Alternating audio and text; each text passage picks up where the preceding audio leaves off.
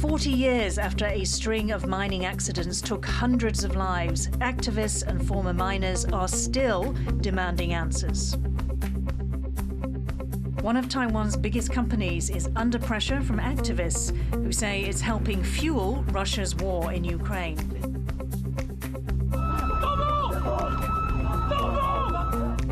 The Philippines is accusing China's Coast Guard of attacking one of their ships with axes, upping the stakes in an intensifying South China Sea standoff.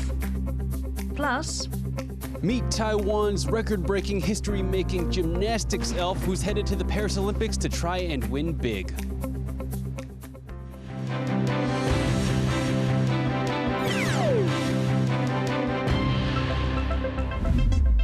A warm welcome to TaiwanPlus News. I'm Ian Kavat. Taiwan has become the world's 5th largest importer of Russian coal. That's according to a new report by the non-profit Environmental Rights Foundation and the independent research organization, the Center for Research on Energy and Clean Air. One of the companies that is importing Russian coal is Formosa Plastics. Protesters have descended on their annual shareholders meeting. Sally Jensen was there. Activists are outside the annual general meeting of Taiwan's biggest petrochemical company, Formosa Plastics, saying it is effectively facilitating Russia's war in Ukraine. Formosa Plastics imports coal from Russia's energy giant Siberian Coal Energy Company, which environmental groups say has close ties to the Russian military. Russian environmentalist Vladimir Svak has gone in to confront Formosa's shareholders at the AGM. And I'm here to demand from Formosa Plastics to stop all kinds of businesses with Russia, to stop buying Russian coal or anything else from Russia. And the reason is very simple, because as long as you pay to Moscow, it will continue war in Ukraine. More and more people will be dead there.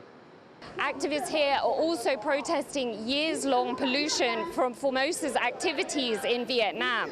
Formosa Plastics, stop harming! Formosa Plastics, stop harming! They say that the conglomerate's actions are inconsistent with international efforts to cut economic ties with Russia.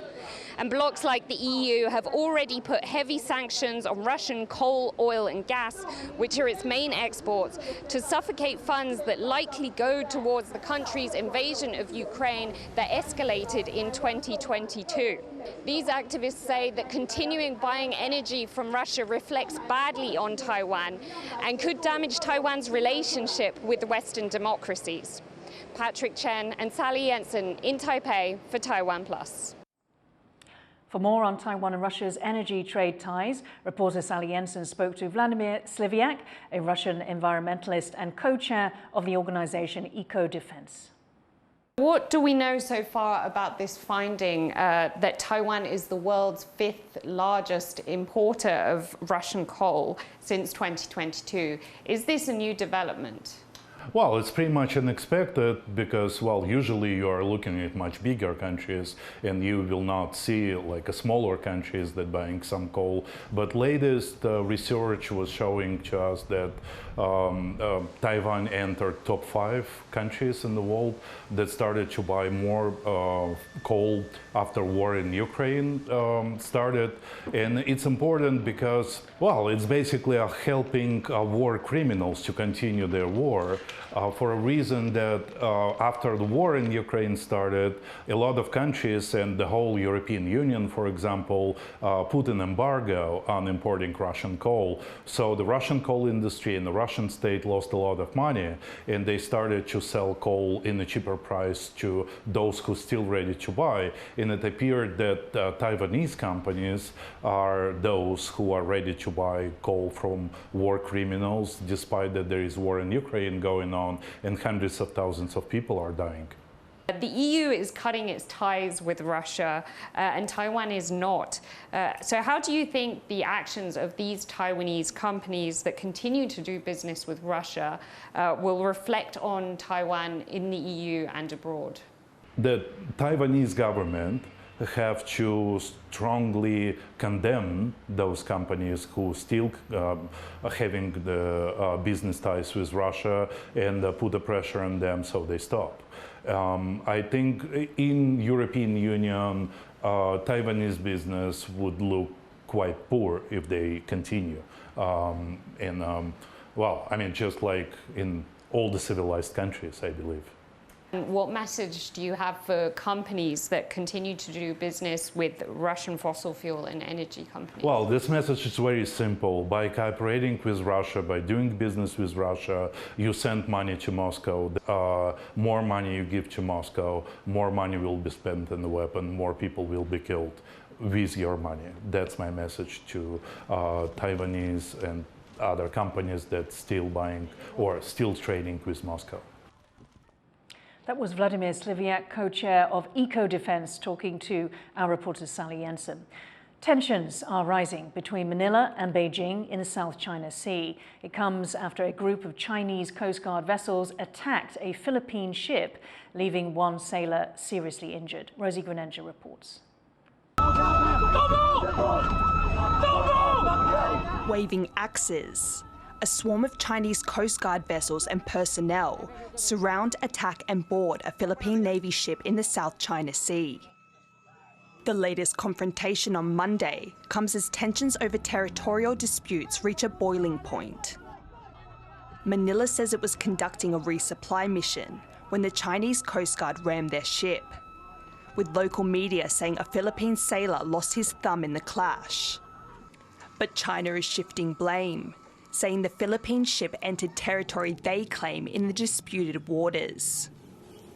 中国海警的现场采取的执法措施是专业克制的，旨在拦阻非方的船只非法运补，没有对非方的人员直接采取措施。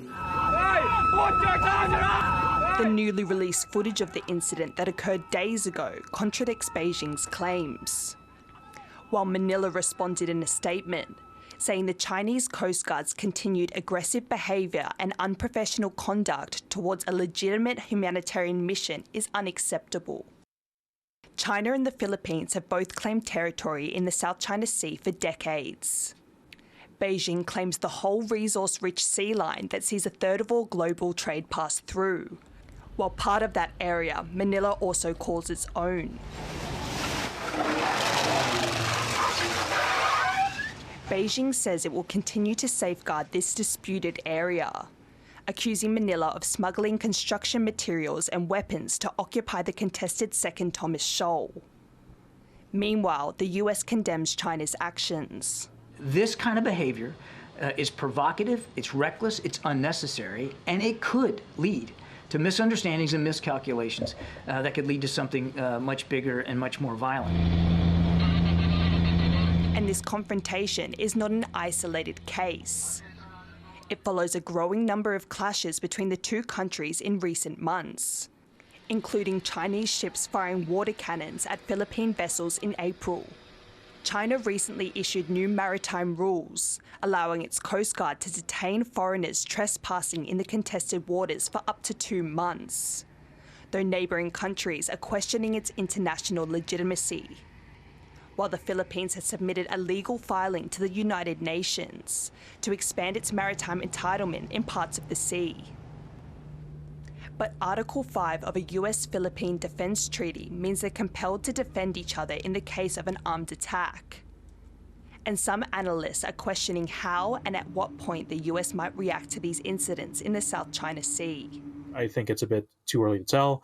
And there's just, remember, the Mutual Defense Treaty, Article 5 is just one of many articles. There's a lot of ways they could respond to this. But if these attacks continue, it could trigger the US to get involved, adding to fears that another incident like this could spark a regional war. Dolphine Chen and Rosie Grenenja for TaiwanPlus. North Korea says Pyongyang and Moscow have agreed to give prompt military aid to one another if either is attacked. The deal was reached during Russian President Vladimir Putin's trip to North Korea.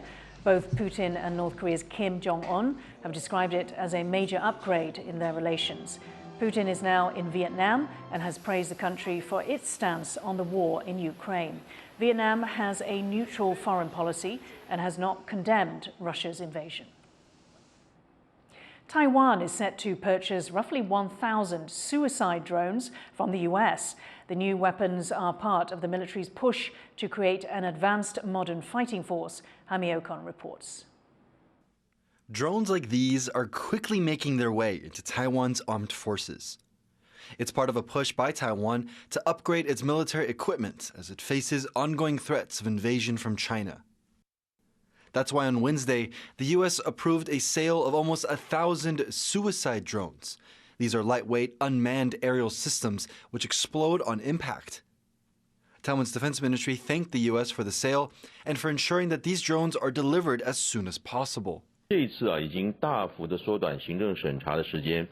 那么，国防部对于美方安和团队为了加速对台军售的各项努力，要特别表达感谢。 This type of suicide drone, called the Switchblade, can easily fit in a soldier's backpack. Last year, Taiwan unveiled its own version of the drone alongside other unmanned systems as part of what it calls a drone fleet. The military says this fleet will provide reconnaissance and extra firepower without putting soldiers at risk.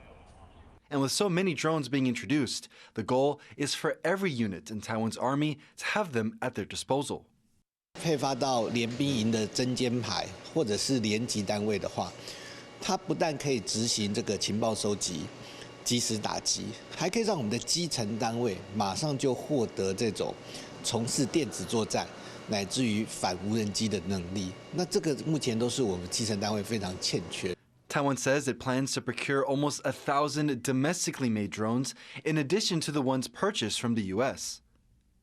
And with the purchase of newer systems from the U.S., Taiwan is also hoping it can use this technology to better develop its own drone manufacturing program. 未来是不是有专利移转在台生产，更联动到台湾国防产业技术的提升，以及自主国防能力的提升？这个方向的发展其实是蛮乐观的。 With production of these machines on the rise, Taiwan is hoping it can continue bolstering its defenses while minimizing the risks to its soldiers on the ground. James Lin and Hami Okon for TaiwanPlus. Stay tuned to TaiwanPlus news coming up after the break. Floods and a heat wave. We look at why China is suffering from both weather extremes.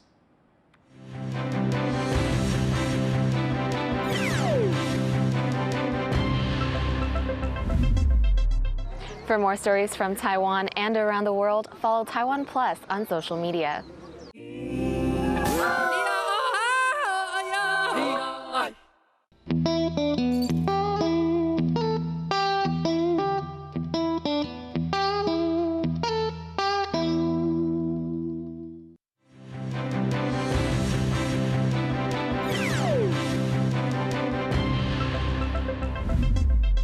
Welcome back. You're watching TaiwanPlus News.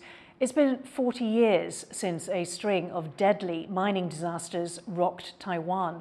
And as the country marks the anniversary of the first Haishan mine disaster, former miners and activists have gathered to demand answers and better medical care for those who survived a life underground. John Van Trieste has this report.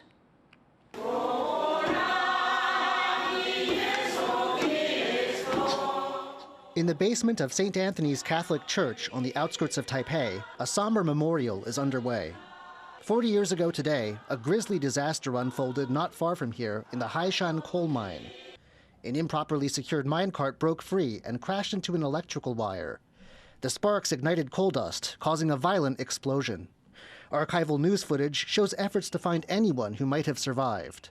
爆炸声音我根本就没听到了，然后这个头晕晕的，又感觉呕吐。灾变的落盘处是在三斜坑道的6片道，是7、8、9片坑道内工作的矿工全部受困。74 miners died, many of them indigenous Amis people. And this was just the first tragedy in an exceptionally deadly year. By the end of 1984, over 200 miners had died in a series of disasters. These mines did recover and ran for some years more, but they've long since fallen silent. Taiwan's coal now comes from abroad. But even 40 years on, the scars these disasters left are still here. And there are unanswered questions, too. The people gathered this afternoon in St. Anthony's want them answered. They want a new look into exactly what caused the 3 mining disasters of 1984. Official reports have never been released.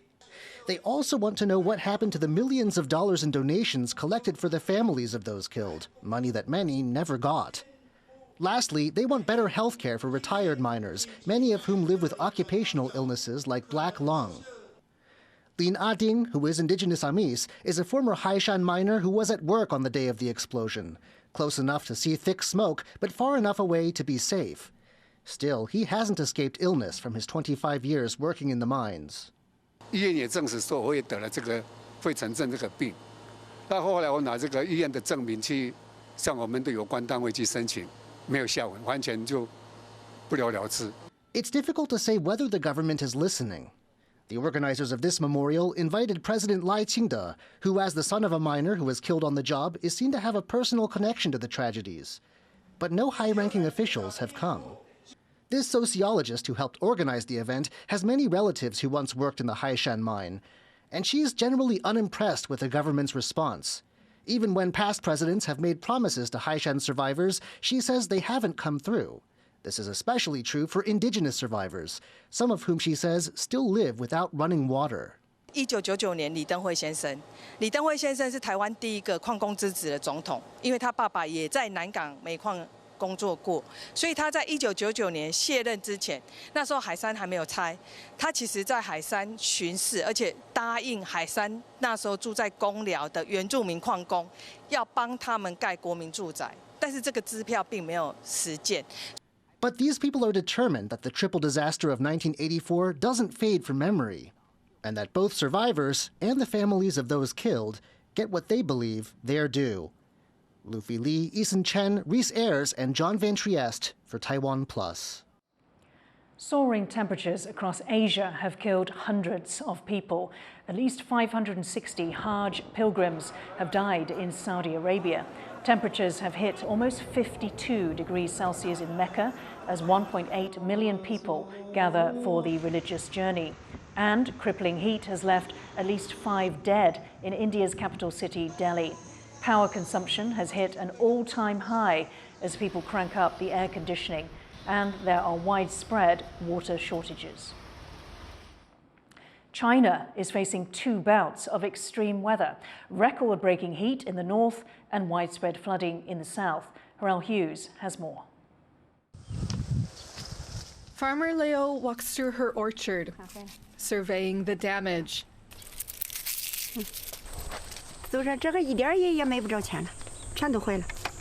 She estimates 90% of her crops are now ruined after weeks of drought and soaring temperatures across northern China. 不就是我从大记事就没大，就是我从我小时候记事时候，那是60几年，那个干旱从大那没说是跟今年什么旱，那个都下过雨，春天的都下过1次2次的雨，这今年就是1次没下。Leo is not alone. Across the region, farmers are waiting for rain as the soil becomes cracked and their fields desolate. Meanwhile, in southern China, it's the other extreme. Days of torrential rain and landslides have flooded cities, forcing thousands from their homes and killing at least a dozen people. The country is dealing with 2 extreme weather patterns simultaneously. It's a pattern now seen across Asia. We identified that in the tropical Indo-Pacific, there are some critical changes in weather patterns, synoptic weather patterns, meaning relatively larger scale weather patterns. And these are aggravating weather extremes in the region. And in particular, they are aggravating heat waves as well as extreme precipitation. Chinese President Xi Jinping has called for an all-out response to the extreme weather gripping the country. But as the effects of climate change get worse, it's a pattern that's expected to continue moving forward. And Farmer Leo's trees may not bear fruit anytime soon. Alex Chen and Harel Hughes for TaiwanPlus. It's World Refugee Day, and this year's theme is A World Where Refugees Are Welcome. It comes as Malaysia cracks down on what it's calling illegal migrants. Recent weeks saw evictions of the seafaring Bajau Laut people and arrests at a school for stateless people on the island of Borneo. To learn more, our reporter Gino Lopez spoke to Yap Shang, a volunteer with human rights NGO Borneo Comrade. So who are the Bajau Laut people, and why does the Malaysian government consider them illegal migrants? The Bajau Laut community, if we look into research, if we look into what actually happened in history, they shouldn't be considered as immigrants as per se. If we look into history, we will understand that the Bajau Laut community actually lives on the sea between the east coast of Sabah as well as the Philippines. So they are actually, I would consider them as indigenous to the Sabahan Sea.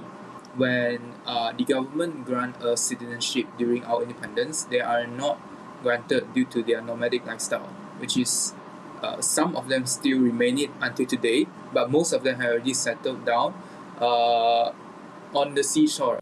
Why is the government in Malaysia now cracking down on these communities? According to government sources, it said they are doing it for security reason, but for us it's not an acceptable reason because we cannot see anyone from the Home Ministry or from basically any units related to national security there when they are doing the demolition.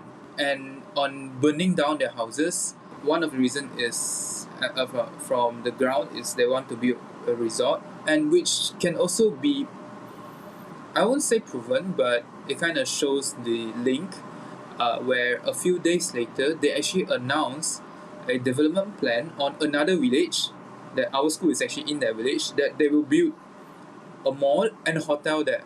So what can the Malaysian and other Southeast Asian governments do to not only respect the way of life of the Bajau Laut people, but also other stateless people within the region?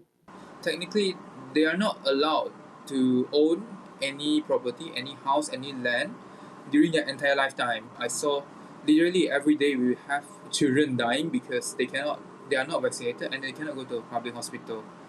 I would say the most crucial thing, if the government doesn't want to grant them citizenship, is to issue them a working permit or some sort of letter to allow them to work legally, so they will be paid at least minimum wage, and to let them go to school and health care so that they will not die every day. That was Yap Shang of Malaysian NGO Borneo Comrade speaking with Gino Lopez. Have you ever seen an elf? Even better, have you ever seen an elf that can do gymnastics? Well, Taiwan has one of those, and she's headed to the Olympics in Paris later this year to compete. Leslie Liao met her in Kaohsiung.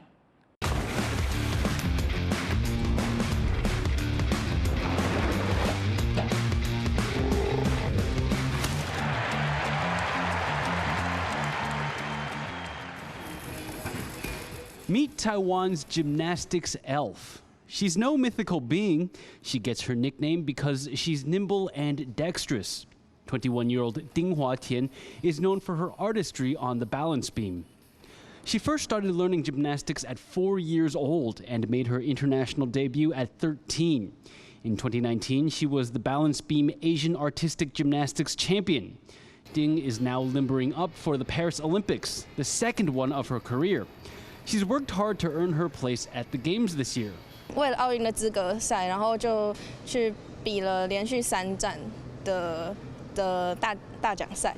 For someone so young, Ding's already accomplished a lot.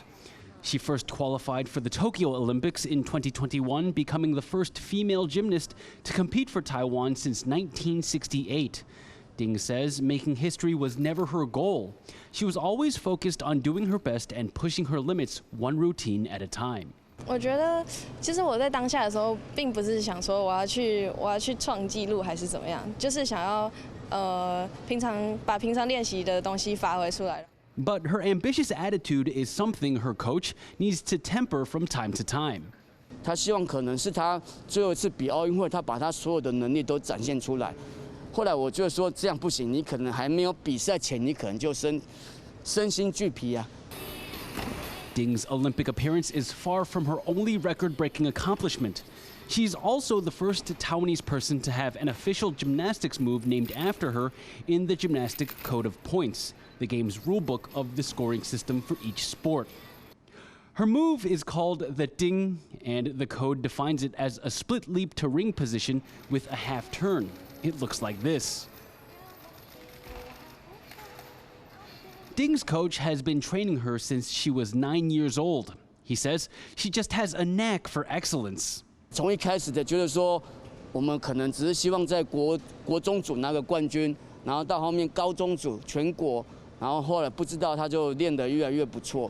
With the Olympics only a month away, Ding's coach is coming in hot with a plan to secure a win at Paris. 我找了去年的资料跟前几届的资料，我们大概如果得分在14分左右，我们就有很大的希望可以进到决赛，那甚至可以对奖牌有一个争取的一个能力这样子。最近的训练量也比较大一点，也是维持一些体能上的训练。But at the end of the day, he just wants people to get excited about his protege. Ding Huatian has an Asian championship, 2 Olympic berths, and a gymnastics maneuver to her name. While some athletes go their entire careers without achieving any of those things, Ding doesn't show any signs of slowing down. And she'll be taking that spirit with her to Paris, hoping to keep smashing records and proving that her best is yet to come. Justin Wu, Sandy Chi, and Leslie Liao in Kaohsiung for TaiwanPlus. Stay tuned to Taiwan Plus all this week as we highlight Taiwan's Olympic hopefuls. Thank you for watching Taiwan Plus News. Finally, take a sneak peek of these performing arts groups that are heading to several European festivals this summer. I'm Kavat. Take care. See you next time.